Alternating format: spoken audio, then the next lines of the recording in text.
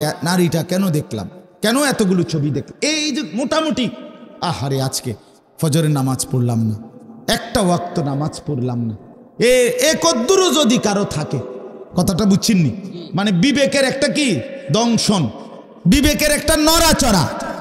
নড়াচড়া অনুভূতি এদ্দুর যদি থাকে, তো তাকে এটাকে নফসে মুমিনা বলে, নফসে লাওয়ামা